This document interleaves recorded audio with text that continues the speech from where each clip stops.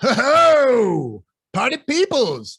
What up? Bobo here. BrassReel Brothers. Thanks for joining me for another episode of BrassReel Tonight, where hopefully one day this will be your hub for all your go-to movie news, chatter, and gossip.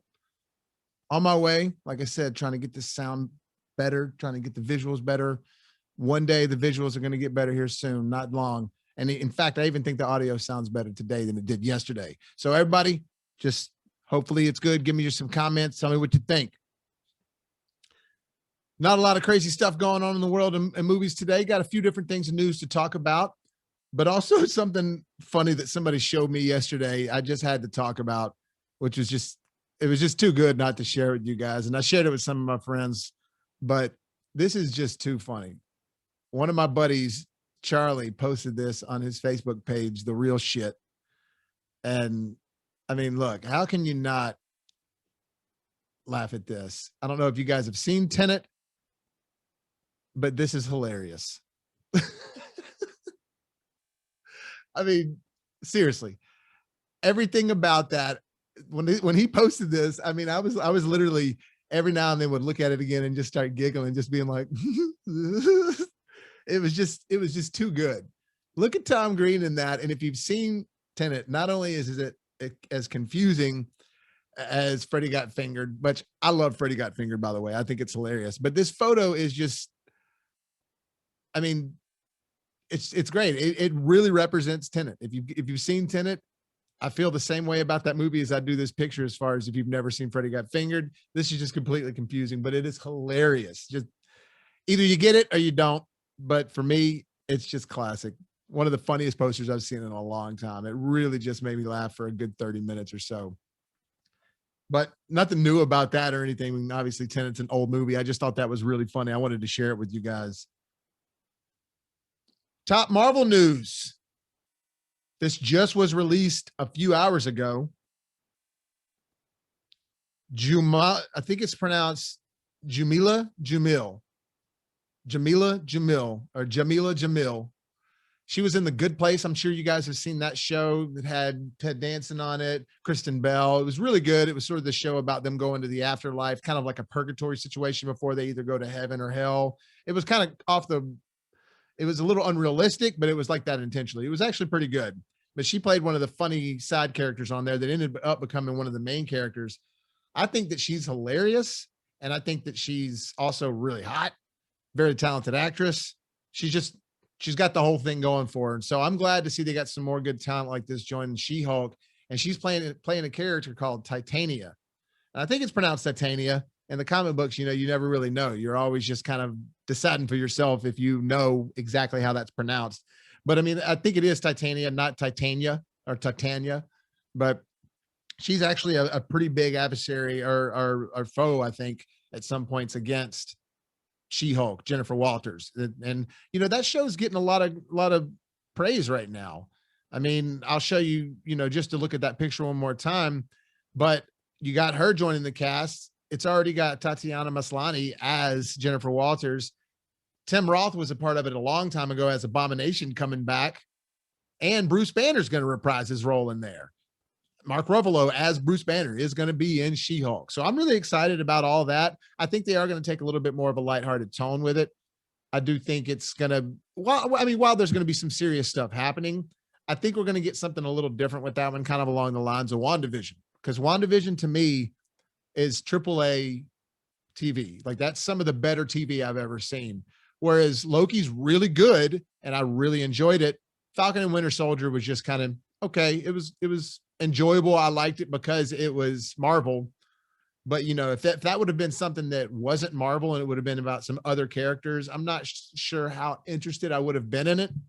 Whereas WandaVision, where the first two episodes were a little, strange, being that sitcom thing they had going, it was still interesting and it still had me on the edge of okay, what are they doing here? But by the time they got to episode 4, I mean, it was phenomenal. I was already having fun with it by episode 3, but because they aired 1 and 2 at the same time. But episode 4 is where I was like, all right, this is truly original. It's badass. Loki, I still think is original. I think it's just more of a character development thing. It's like a character study of Loki while introducing some major events that are going to happen to change the universe going forward for the MCU. I've already talked about that. If you guys listen, you know that I've already covered all that, Kane coming in and all that stuff. But I do think that She-Hulk is, like I said, they've talked about it breaking the fourth wall and stuff like that. I do think that it is going to be pretty good. I don't expect anything bad from Marvel. I'm just curious to see if the direction and tone they take is going to be something that wins over the audiences, because I do think that right now they're kind of going back and forth between that casual fan. Well, and I say back and forth. They got to a point to where it didn't matter if you were a comic book fan growing up. You went to go see the Marvel movies, especially when Infinity War hit. You were going. You were like, all right, I got to see what's up with this stuff. But I even think a little bit before that, I think people were truly starting to get interested before that. Now, with the way they're doing Loki and the way that, I mean, while WandaVision was very well received, don't get me wrong, but the way they're doing Loki and the way it seems they're about to get really out there galactically, and they said that. Kevin Feige said that a while back, saying that we are going the galactic route now. We're past the street level stuff. We're going galactic now. We're going to get more into that cosmic side of Marvel that they were tapping into it with Guardians. They were tapping into it with Captain Marvel. Doctor Strange kind of tapping into it. Of course, Loki did and Thor did, but as a whole, the Spider-Man universe, as a whole, the MCU was really based around Iron Man starting off, then Captain America, then, Black Widow, and you just Sam Jackson as Nick Fury. You just had a lot of a based in reality, which in the comics, they call that street level. And when I'm saying based in reality, I'm not saying obviously real, but it's just still based kind of in an Earth mentality. Whereas this we're about to get out there with cosmic stuff, hardcore. I like that. While they're still doing She-Hulk and things like that, and they're introducing Miss Marvel, but I do feel like that ultimately it is going to go fully cosmic in the movies a lot more. That's going to be their main direction. We still have Black Panther Wakanda Forever coming out. Like, they're not going to just completely disregard the street level stuff, but the cosmic level is more of their main theme going forward. But not to stay on that too much, just kind of wanted to talk about old She-Hulk and excited about that, especially excited about her joining the cast. I hate to say this like the way John Campea says it on his show, but I do agree with him. It's never a mistake getting talented people to join the crew. Now, I'm not saying that just talent is always going to make it better, because yes, certain things you can't get a 3-foot tall dude to play Thor. It's just not going to work. But I don't think that necessarily things like for the Superman character, I don't honestly think that him being, and I'm kind of getting off on a tangent here, but there are some people that are upset about the character. Oh, he can't be black. Well, it's like, there's nothing in the heart and core of that character of Superman that says he can't be black. Why not? The only thing of Superman that's there, and again, I'm just saying this off of the coattails of John Campea, but I've always felt this way. I'm not just saying it because he said this. I've always felt this way. The only reason that Superman can't be something, the only thing that he would need to be covering in the basis of Superman is that he has to be an outside figure, an alien. It never, ever really specifically says that he's white. That was just the first representation of him. And yes, I can see that some people would say, well, if that's the first representation, that's how it has to be. Well, that's not true, because things change over time and views change over time. Inclusivity has become a big thing right now. Diversity has become a big thing, which it's overdue on both of those. So I think that changing up a lot of things with characters is fine. You just can't go too crazy with it, if that makes any sense. I just don't want them to be too wild with everything that they start doing. But we'll see where all that goes. I'm getting off on a tangent right here. So next thing here, still in the Marvel universe, I talked about yesterday on the Lego front, them releasing some Spider-Man toys. And they, if the merchandise comes out, we get to see what something looks like before the movie's out. And sometimes before the studio really wants it to be out there. Not saying that they're like, oh no, like they knew it was coming out at some point, but sometimes the scheduling doesn't line up and it might start leaking things about what's coming out in the movies.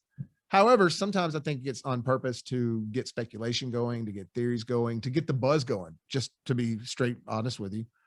So we got this, it just got released today as well. Another picture of some Spider-Man stuff. So currently we've only had Spider-Man, the suit on the left, this one right here, that's going to be in the new one. And like I said, it kind of reminds me of the white spider on the Spider-Man game on PlayStation.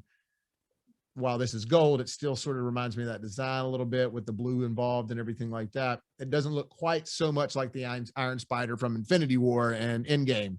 But what's this? Oh man. Now it could be just a variant toy, but we're seeing all kinds of stuff now of this coming out, and it is going to be multiverse driven. We know that. So I'm just curious to see what's going to happen if this suit's going to be in the movie. I think that's really cool. It is going to be kind of weird to see a black Spider-Man suit before Venom is attached to Spider-Man, before the symbiote's attached to him. I'm not sure how I feel about that. It's sort of like stealing the show before he can get the symbiote. But I mean, you can always just have a black suit. That's cool. I do like the idea of the symbiote being why he has the black suit to begin with, but it is kind of cool. I don't know if you guys remember an old issue of the Todd. I should have pulled a picture of this up, but of Todd McFarlane. In fact, I'll try to find one here in a second. Todd McFarlane did the Spider-Man run a while back in the early 90s. And he's actually the guy who created Venom. And he just was tearing it up. I mean, just doing all kinds of stuff with Spider-Man, drawing him different, drawing the webbing different, writing darker, doing all kinds of crazy stuff within the storyline where we're just making people go like, oh my God, what did you just do? And this reminds me of one of the multiple covers that he did. And, let me stop this real quick. And I'm going to try to pull up something else just to see if I can find this. Now, you know what? I'm not going to make you guys, I'm not going to make a crappy show like that. I'm going to get back to what I was doing, but it just reminds me of a cover that they had these multiple covers for Spider-Man that came out. And it was like I can't remember what year anniversary it was, but you had like the black and gold cover where Spider-Man was all like in black and gold and his webbing was gold on it. And you had a silver black one where all the webbing was silver. You had one that was like a platinum one. I mean, it was all these different things. And it was just really cool. I remember that being a big deal. And it was just Marvel's way of marketing a bunch of comics. So, who knows what they're going to do with the Spider-Man suit that we got going here. I like the idea of there being multiple suits in the film. And I like the idea of them being that drastically different. Or what do you guys think? Is this just marketing? Is this just a toy? It's just a variant toy they're going to put out there. So I'm curious. I'd like to see it in the movie, especially since it's a multiverse movie coming out. Up next, I'm not sure if you guys have seen Fear Street. I haven't watched Fear Street yet. I've seen 1 and 2, but I haven't finished part 3. So I've seen 1994. I've seen the 1978, but I haven't seen the 1866 one coming out. It's all like witchcraft and coven and stuff like that. I'm excited about it. I want to watch it. I've just been doing other stuff. I watched Space Jam earlier. I watched the new American Horror Stories episode. There was a 1 and 2 parter. I'll get into that here in just a little bit. I'm going to finish up Fear Street tonight or tomorrow, and I'm definitely going to cover that with Rylan on Monday. We're going to talk about the entire trilogy on Monday on BrassReel Tonight. But reason I'm talking about Fear Street is they just announced that they're going to release the vinyls of every single soundtrack for each film. Now, I haven't heard the soundtrack for the third film, but I do have to say the soundtrack for 1 and 2 were great. I think Marco Beltrami did it for part 2, but I know he did it for the first one. And Marco Beltrami is the same guy who did the soundtrack for Scream, the Scream franchise, the whole part of it. He's done a bunch of different other horror films. He's very famous in the industry. But I mean, like the Fear Street 1994, it sounded just like Scream in certain parts, I think on purpose. And then the 1978 sounded just like Friday the 13th on purpose. I mean, 1978, they even filmed part of that one. And when I say 1978, I mean the part 2 of Fear Street. They even filmed that one at the same campgrounds they filmed Friday the 13th, part 6, Jason Lives, which that's the one that's sort of like a parody. It's awesome though. It's a fan favorite. It's in my top 3. It's in my top 5 of the Jason films. And I know that sounds crazy, but there's actually 11 or 12 of them now at this point. Sorry, I had to get a fly right there. These dang fruit flies. Killing me.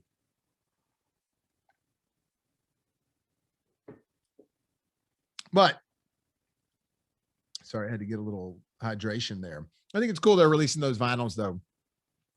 My mom just got, to be honest with you, I don't know if it's a record player or a phonograph. I think it's a record player. correct me if I'm wrong here in the comments, if any of y'all listen to this. A record player is if it has speakers attached to it. A phonograph is actually just the device itself, that the turntable itself, and then you connect that to other speakers. I think that's the difference. So if that's the case, she has a record player, but she's all excited about it, and it is really cool, and she's been collecting albums. So I'm thinking about getting a bunch of these horror albums, and maybe this might be a cool thing to add to the collection. Who knows, though? It might be like Stranger Things, and it might be so much vinyl that it might not be even collectible. They might just make so many of them, because vinyl's a hot thing right now. I mean, it's come back, and honestly, I think it's kind of come back to stay. I like it. I dig it. I mean, there's all kinds of there is a way of listening to music that just is different on vinyl. The experience is different. Putting the needle down, you genuinely have to do a little effort to get that music pumping. You got to make sure you drop it just right. And there's that sound of when the record starts, and you're most likely to listen to the whole record if you put it on. And usually you put records on when you're listening to music with someone else. And so you can sort of analyze the record. And then, back in the day, and excuse me, I'm saying records. I need to stop saying that. Vinyl. I'm saying records. I need to start saying vinyl. Everybody has been correcting me lately, being like, you can't do that. That's not the way to talk. That's not the way to call it. Call it vinyl. So my bad. But if you're putting vinyl on, it's usually you're going to discuss it. And you got even the packaging of it. The whole sleeve was just a piece of art to look at. You can discuss by looking at that artwork. So anyways, maybe that might be fun. Who knows what kind of artwork's going to come along with the Fear Street vinyls. That just might be cool. I'm looking forward to it. If they're reasonably priced. These days they're like $30 a piece. And it's just I don't know if I'm going to pay $30 for vinyl when I can just listen to it. But it's for collectors, and I'm a collector, as you can see. So I don't know if you guys have seen that Chucky trailer that came out, but it did come out today. And Chucky is about to be back. I talked about it a few days ago about them releasing that they were going to air something at the Comic-Con on home. I don't know what's up with that, if that happened, but because I haven't even seen the Comic-Con deal. But they did release a teaser of Chucky, and it's really just showing a glimpse of Chucky's face, like in a hallway upstairs or something. And then it shows these people at a garage sale. This one lady picks up the doll, and it's Chucky, and he's there. And she picks it up, and all of a sudden, I guess someone buys it. And when the person's walking away with Chucky, they look at this little knife set that was for sale as well. And the butcher knife is gone. So Chucky, and they're like, oh, someone took the butcher knife. And then it shows Chucky in the hallway with the knife. And Brad Dourif's doing the voice. And so is Jennifer Tilly coming back as, oh my goodness. Why am I drawing a blank on Jennifer Tilly's name and Chucky? Somebody, and Brad or Chucky. Oh my gosh. I promise I'm a true horror fan. I don't know why I can't think of her name right now. That's going to kill me. That's distracting me even right now, but she's in it playing her role again as the female, the counterpart. And Brad and Jen, I think that's good. I think that they're sticking with the characters. They're part of what makes the characters enjoyable. If you had somebody else playing the voice of Chucky besides Brad Dourif, I mean, honestly, the only one that really was able to pull it off was Mark Hamill. And even then, that was another version of Chucky. If you made a Chucky movie without Brad Dourif in this pre-existing universe that's been going on, I just don't know if it'd work. I mean, I think honestly, I don't know if they'd even make it. They might. You never know. Hollywood's ambitious sometimes. But the fact that him and Jennifer Tilly are both back for Chucky, and the fact that it looks like it's going to be pretty R-rated, I mean, it's like I said, sci-fi is not like regular network television. They're on cable television. So as long as it's on after a certain time, they can say all kinds of stuff and stay within the parameters of cursing and violence, things like that, but enough to make it adult. And to me, it doesn't also always have to have major violence. Yeah, of course, I love a good kill scene. I love a good slash and dice and slice, but it doesn't have to be that way to make it an effective film. If you got Chucky being Chucky, that's one thing. The personality's got to be there. And you can, if you watch Child Play 2, it's not really all that gory, and neither is part 1. There's more gore on the doll than there is on anybody else. So I think, in the vein of Chucky being like that in the past, I think it'll be easy to do a TV show with Chucky. A lot of people are worried about that, but I'm not. I think it'll be fine. Nothing that, I mean, if you look at Walking Dead on AMC, I mean, it's violent and gory as hell, and they don't even have to do a lot of cursing on there too. I will say this, Chucky without the cursing, to me doesn't work. You got to have Chucky being a little bit of a potty mouth and a foul mouth because that's who the character he is. Charles Lee Ray, which is Chucky's name. I'm sure most of you horror fans know that. But Charles Lee Ray was a degenerate. He worshipped Satan. I mean, that's how he got into the body. But he was just a criminal who worshipped Satan. He had a potty mouth. He was just cursing all the time. And if you guys have seen the past Child's Play movies, I mean, he loves to curse. So that's part of the character. And if he doesn't have some sort of form of that going on, it's not going to work well for me. Now, look, you had Bruce Willis and Die Hard, Live Free or Die Hard. And yeah, they saved the F-bomb for the very end because you can have an F-bomb in one time in a PG-13 film.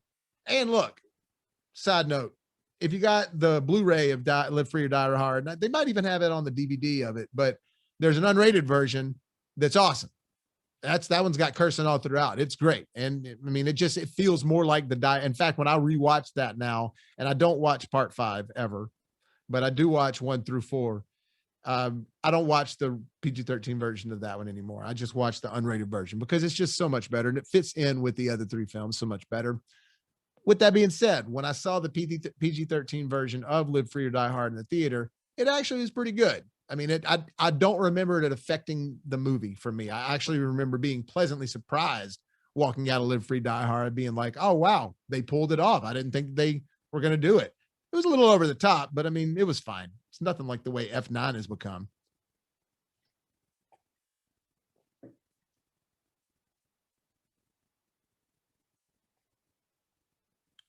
But anyways, just wanted to talk about that Chucky trailer for a second. Sorry there. So next up, I talked about Evil Dead yesterday, which I'm really, really excited that they're releasing more and more news on that about it every day. So this was just released that they not only are they halfway done, but this girl right here just joined the cast. And oh man, my computer died again. Sorry. But basically she's going to be, oh, here we go. No, she's not dead. Awesome. I had the article pulled up on my other computer. All right. So Lily Sullivan, she was in Picnic at the Hanging Rock Jungle, which I never saw that. And Alyssa Sutherland, who was in The Mist and Vikings. Those two are going to be your main, oh, God, get over there. Those two are going to be your main people on Evil Dead Rise. Now, they're playing sisters, and it's going to be in a high-rise building. Like I said, I like the idea of the high-rise. I like the idea of haunted, tall buildings. One, it's hard to get out of them. You can't just walk out the front door. I mean, you got hallways and elevators, which just lends itself to more and more bad things to happen, you know, falling down elevator shafts or getting stuck in elevators. But so the two girls are going to be sisters in this. And like I said, it's supposed to be part 5 of the entire whatever, but I don't think that out of the entire franchise, but I don't think that the Evil Dead remake, the one that came out a while back, directed by Fede Alvarez, don't think that was like a part of that. I feel from what they've said, this is actually supposed to be a part of Evil Dead 1, 2, and 3, or in that continuity somehow. They're going to find this book in the corridors somehow or another of where they live in this apartment complex or this high rise or whatever. And of course, everything goes wrong and it's going to be, you know, bad. Basically, the description just says a road-weary Beth pays an overdue visit to her older sister, Ellie, who is raising 3 kids on her own in a cramped in a cramped LA apartment. The sisters' reunion is cut short by the discovery of a mysterious book deep in the bowels of Ellie's building, giving rise to flesh-possessing demons and thrusting Beth into a primal battle for survival. She's faced with the most nightmarish version of motherhood imaginable. Sounds good to me. I know that Sam Raimi's producing it, and so is Fede Alvarez, the guy who directed the last one. Sam Raimi produced the last one. Those guys, I mean, both of those guys obviously have an eye for horror, so I'm pumped. I say give it to me. I don't think it's going to be any sort of pop culture trendy thing just because it's in a high rise. I think they got a cool story to tell, and I'm looking forward to seeing it. Most of the time, Sam Raimi doesn't disappoint me. I mean, there's some things that he's been a part of that are kind of like, all right, whatever. But this is Evil Dead. This is his baby. This is what put him on the map. So he's not going to just put it in hands, and he's not also going to approve it and let it be out.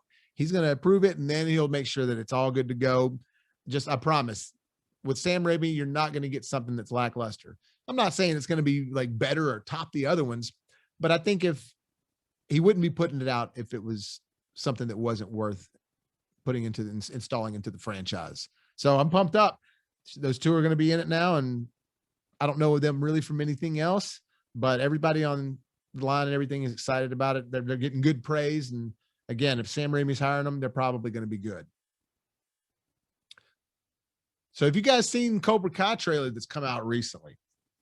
Now, I'm not talking about the one where you see Terry Silver and it's creeping up behind him and he's got his like ponytail and it's showing him from behind and all that stuff. And you're just hearing stuff from the background. That one's a really quick one. This newer one is actually all kinds of, there is some dialogue in it where I can hear Johnny talking about like, I don't even know who the hell that is. Cause somebody's asking him, it's like, do you know Mr. Silver? Are you capable or aware of what he's doing? And that dialogue sounds new, but the rest of it is just them showing clips from all the other films and some of the stuff from part 3. But it has been confirmed that Terry Silver, Thomas Ian Griffith over here, he is going to be in it. Now, I'm not sure if Mike Barnes below him is going to be in it. Now, if you guys are Karate Kid fans, you know who Mike Barnes is.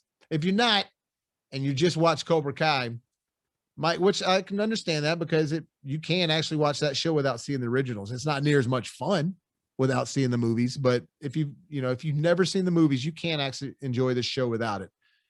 But Mike Barnes, if you haven't seen part 3, is like the new Johnny Lawrence, but he's in part 3. So I'm interested to see if Mike Barnes is going to show up.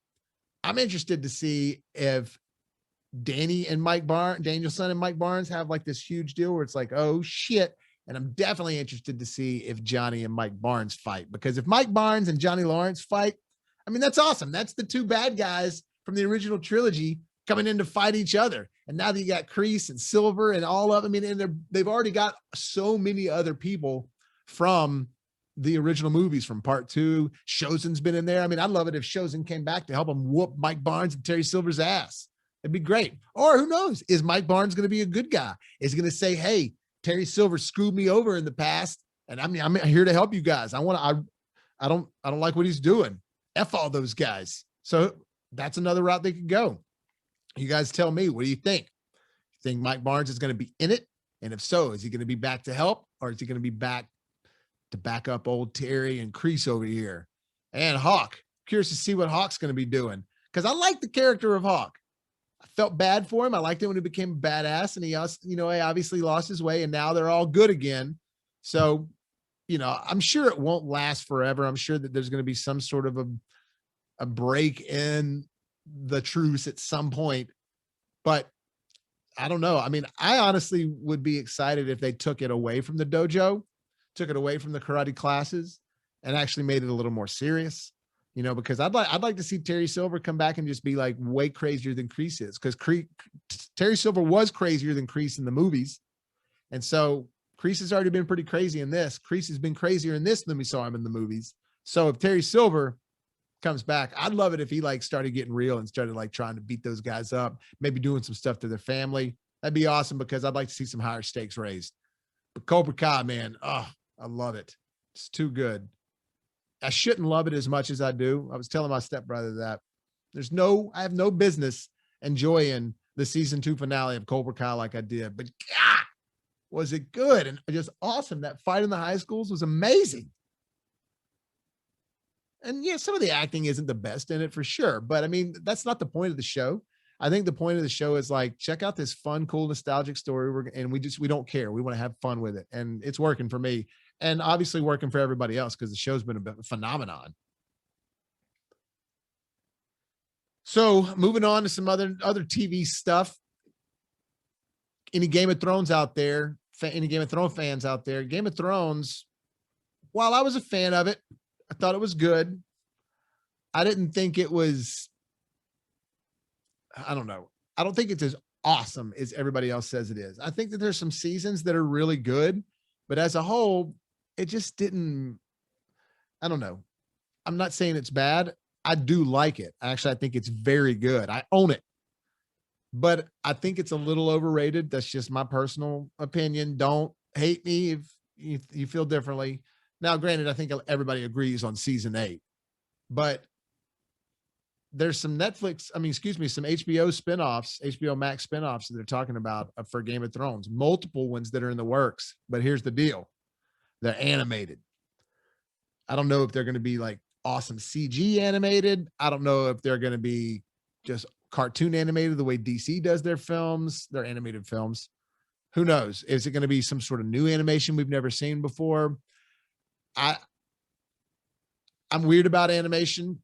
If there's going to be an animation extension to an already existing property, for me to be really watching it to be worth something, it has to have just some sort of reason that it is animation, or it has to be something that's so groundbreaking in an animated fashion that it's just like, wow, this works. Or you know, like if Pixar is owned by Disney. If Pixar did a Marvel film, okay, that would be awesome. I think everybody can agree on that. But I'm just talking about, you never know the exact, just the way they design some of the characters in animations. Sometimes it can get a little just bubbly. And even if it's phenomenal animation, the design of it sometimes bothers me. And so I'm not sure what's going to happen with Game of Thrones. I'm sure it's going to be prequel and stuff like that. Not even any characters we know of, except maybe like races of characters and dragons and all that. And it's going to be, you know, all that stuff, kings and queens.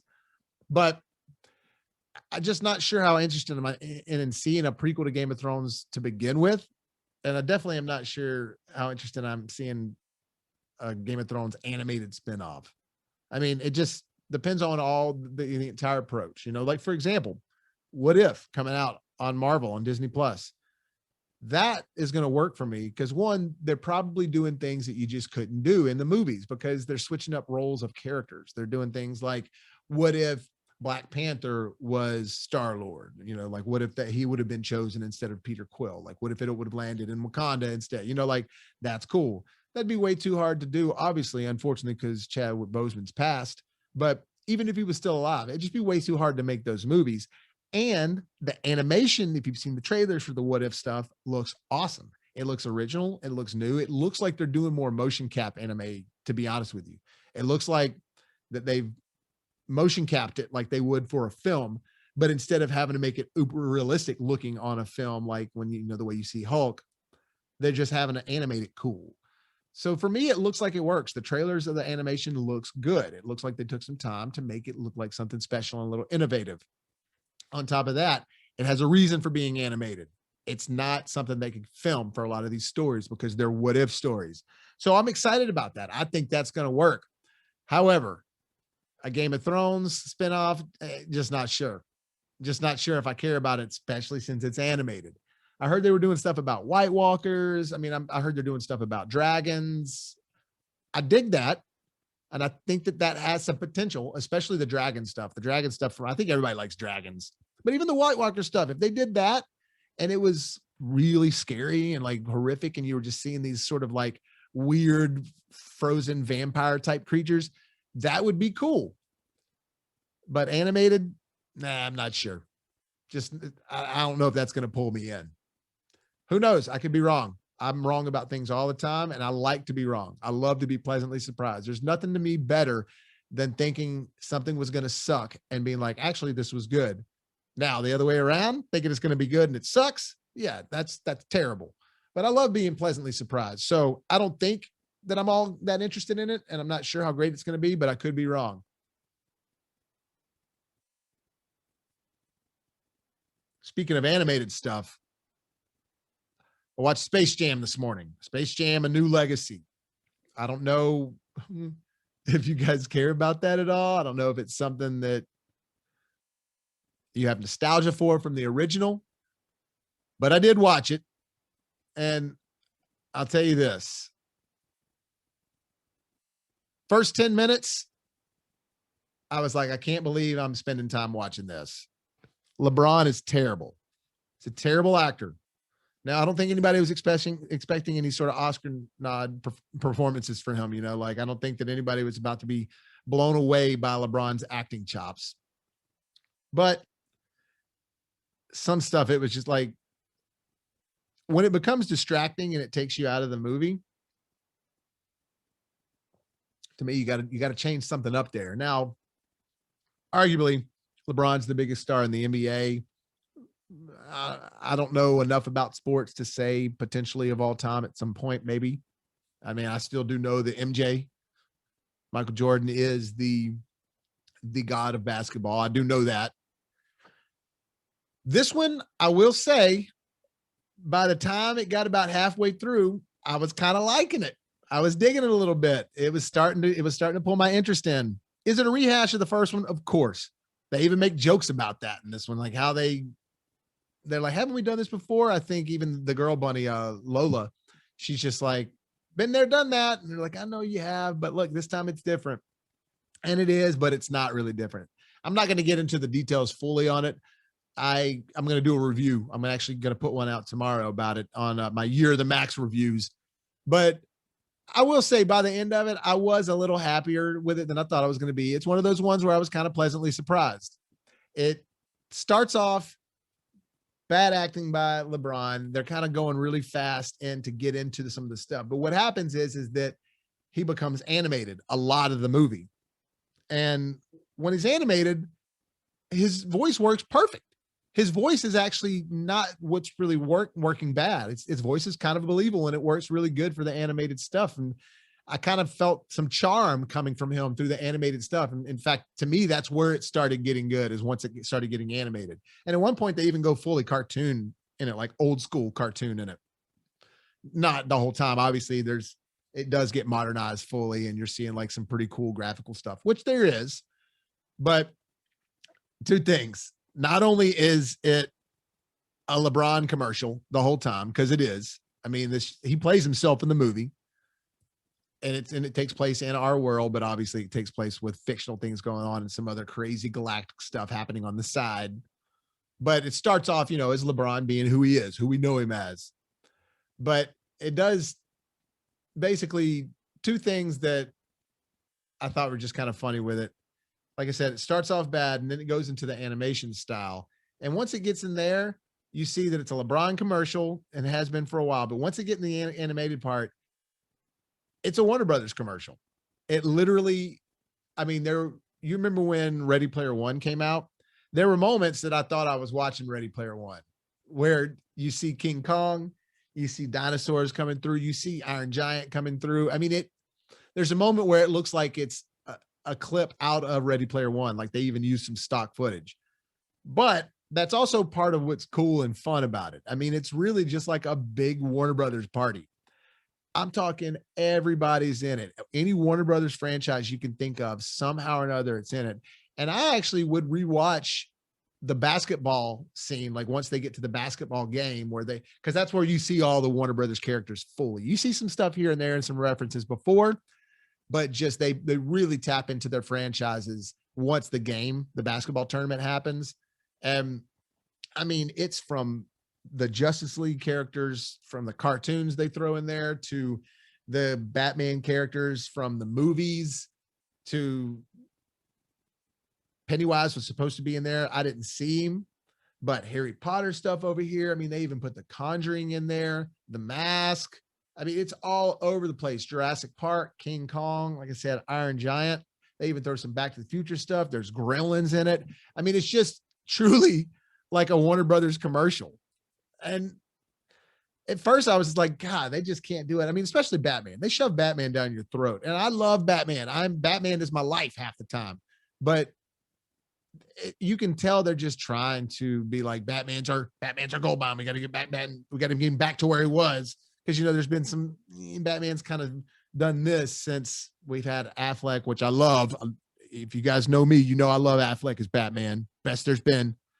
Not the movies haven't been the best, but he's been the best.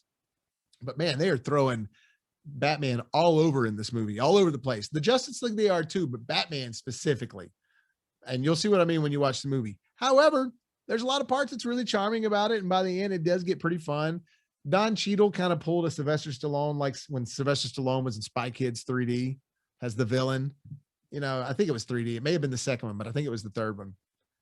He kind of pulls that. He's the villain in this. And, it's very similar. And look, I get it. It's a kid's movie. And it does have some stuff in there for the adults, and it does get better as the movie goes on for sure. However, I think there's certain things that they could learn from like DreamWorks and Pixar. Pixar and DreamWorks, I've never seen, especially Pixar. I've never seen a Pixar movie.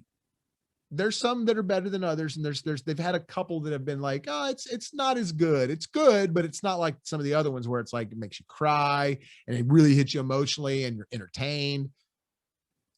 They never make you feel like it's a childish movie. Even if it's not one of their best movies, it never feels childish. They have a way of connecting with children and connecting to adults, but not like I'm going to throw stuff for the adults over here and I'm going to throw stuff for the kids over here. No, they do it in this hybrid way to where it affects both of you the same. And it's like throwing bait out for the kid and the dad. They both want it and you love it. I just feel like Warner Brothers and anybody else that's doing animated films can learn from that. And DreamWorks did it too, and they've done it on a lot of films, especially on the Shrek movies. The Shrek movies are sometimes I forget they're not Pixar films. They're just done that well, in my opinion, especially the first two. But you can tell that this movie has some like that is super for kids, and oh, here it is for the adults. We're going to throw some of that in there, and it gets better throughout the end. But like I said, by the end, it is better. But I think they could get better at tightening up that tool. The way they get to kids and adults at the same time in Pixar films is just priceless. And I think they could learn from it. However, it was still fun. It was still good. I do also, one more thing, think that they're not understanding that kids are actually a little smarter than you give them credit for sometimes. And so like in a movie like this, it's supposed to be hip and cool, which it is. There's some cool stuff in it. I'm not going to sit here and say that it's awesome because it's a kid's movie and it's not on that Pixar level, because there are Pixar movies that are awesome. But I do feel like in moments they're a little too childish, even for kids. Now, maybe for like a 3, 4, 5, 6-year-old that's watching this, nothing's going to be childish to them. But the kids that are the main characters in this movie, which are like middle-aged kids, 12, 13, stuff like that, I think that they're trying to appeal to that, and they're being a little too childish for them in moments. Not the whole movie, but just in moments. And to me, Pixar never does that. Pixar is never being like, oh, goo goo gaga. They have a way of connecting to the adults and the kids at the same time. It's like they put this tractor beam on you and they just reel you in. I mean, that's multiple Pixar films. I've been like, I can't believe how into this movie I am, and emotionally, but visually, all of it. They just have a way of doing it. And if you like put a video camera in me and my little cousins watching a Pixar movie, we're all going to look the same. We're all going to be just like, to me, that's just awesome. It's a great quality to have, especially if you're an animated movie. So maybe they can do that with the Game of Thrones stuff too. Who knows? Maybe they'll pull something off that's awesome. But my last thing here, guys, is that I also watched American Horror Stories this morning. I don't know if you guys have heard anything about it, seen anything about it. Sorry, I was leaning back there. I don't know if y'all have heard anything about it or seen anything about this, but I just found out about it like a week and a half ago, and I was stoked. I couldn't believe that this was coming out. Maybe I even just found out about it on Monday. But as soon as I found out about it, I found out it was coming out soon. Well, episode 1 and 2 came out last night, and I got to say, I was pleasantly surprised.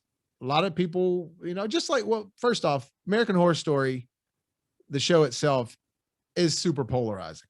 Always has been. You got people that love it, and you got people that are kind of like, It's always been that way. So it's still the same with this. Now, it definitely doesn't like lack any horror or anything like that. I just think some people were wanting something different with this first story. The beauty about this is that every story is going to be different. It's going to be an anthology story. This one was 2 episodes, an hour apiece. So it kind of just felt like a movie. And I liked that. I think they're onto something here. Personally, for me, for my taste, I'd like it if they kept doing something like this and kept it on with more seasons, because it's just a way to tell stories without necessarily having to spend a huge budget. It's still TV money, but you don't get wrapped up into that season. And one of the faults of American Horror Story is that some people get about halfway through the season and they get lost with the plot. And not saying that they can't understand it, like it just loses them. They're just like, not sure if I'm liking where this is going. And sometimes with American Horror Story, they've been guilty of putting out some bad finales. I'll be the first to say that. Overall, I love all the American Horror Story seasons. Some of them I love how they end, and some of them I don't. But I do still like watching them all. I still think they're all entertaining when it comes to horror. They all create a very eerie feeling, very horrific, specific American Horror Story feeling that I think they know well. I think they do it well. And this one doesn't disappoint. This one still does that same thing. And one of the things that shines about this movie or this show in these 2 episodes, in my opinion, with this girl, Sierra McCormick. I don't remember seeing her in anything. She's been in like Curb Your Enthusiasm. She's been in a bunch of different HBO stuff. She's been in random things. I don't remember seeing her, but not only was she just super hot and just very, very attractive, but great actor. She knows what she's doing on screen. Believable. You have to say, you can say that some of the American Horror Story stuff doesn't lead you in the right direction and you're disappointed with it, but you can't ever say that they get bad actors on there. In fact, they get cream of the crop actors. They get Oscar winning actors on there, like Kathy Bates. And this girl's the same, man. In fact, I want to see her in more stuff after this. I thought she did a really good job. I think that she's got a nice appeal to her. Her face has a nice appeal. She can play different looks, which I think is going to work well. And in this one, she plays, if you guys remember in the first season, and they've done some other stuff here and there, there's the rubber man, the person in the suit who's a man. Well, this one, there's the rubber woman. And there's a rubber man too. It's the episodes are called Rubber Whoa Man, like, and the man being in parentheses. And man, they were creepy. It didn't let down on the violence, didn't let down on the intrigue of the story. I remember when episode 1 ended, I was like, all right, I got to watch episode 2 right now. Thought it was good. It wrapped it up. It ties in to the other stuff. So this one actually takes place in the house, in the murder house in season 1, and it takes place after all that. So it is one-shot stories that ties into the universe of American Horror Story they've created and things you've seen. So I wouldn't be surprised if we see more episodes connecting to maybe things, other seasons or something like that. For example, this one connected to the horror house or the murder house. I think it'd be cool if we saw something connect to the asylum, or if we saw something connect to even the 1984 one. I'd love if they did another 1984 episode, because I just love the 80s. But overall, I was satisfied. This got me very pumped up to see more what's coming. And what I love about American Horror Story is it's original. It's never rehashed and just silly. While this takes place in that same house, it's still a good story that's told, and it's still effective. It's still very creepy. And there's moments where it's like, oh man. And I just like the feel that show gives you all the way around. Still uses the same theme song, but kind of interacting it. It looks like they're going to change the theme song up. Now, you know how that works with American Horror Story. The theme song, the song itself is the same. They'll just do it in a different style, depending on the style or theme of the show. Sometimes it'll be very similar, but sometimes it'll be really different. Like with Freak Show, it was real circusy. With Cult, it was very political sounding. The last one I feel, like 1984, it was 80s music sounding. Apocalypse, I think it was just one of the original sounds. This one, it looks like they're going to change the style of that theme up for every story arc narrative, or for every episode that's a new story. So for this one, it had this sort of rubbery sound vibe going to it. And the intro, it visually was all rubbery. And this one was Rubber Woman. So I'm hoping that they're going to change the intro up every time for, style wise, every time for the different episodes. I think that'd be a cool idea just to get you into the new deal. And I wouldn't mind if it was always 2-part episodes. If they did 2 parts every time, that'd be cool, because it's like these little mini movies we get, or movies actually. I mean, if it's 2 hours long with commercials, I guess more like 1.5 hours, which that's still a movie. So not only was it good, not only did it fit into the universe and was it satisfying, it felt like American Horror Story, but it's cool. You don't have to watch a whole season to get wrapped up in a little narrative. You can watch this one. If you don't like it, wait a week or wait a couple weeks. And keep your eye on this girl, Sierra McCormick. I thought she was fantastic. Thought she did a great job. I'm hoping to see her in more stuff. And guys, that's going to wrap it up for this episode of BrassReel tonight. Thank y'all for joining me. I love you with all my heart. I appreciate it.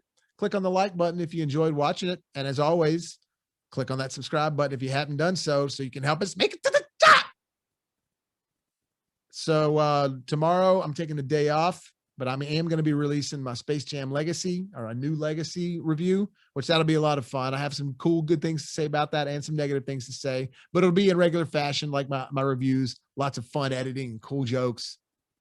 And Sunday, I'm thinking about probably releasing my I Know What You Did Last Summer review then. I've even got it in the can, but we'll just see. For some reason, I've been waiting off on that because I don't want to clutter up these videos that I've been putting out here. And then I got Fear Street trilogy review I'm going to be doing. I'm going to do the whole review. I mean, the whole trilogy in one review. So it might be a little longer than my normal reviews, but I figured just cover all 3 movies since they were released in a row like that. I think it'll be easier than me doing 3 separate reviews like that.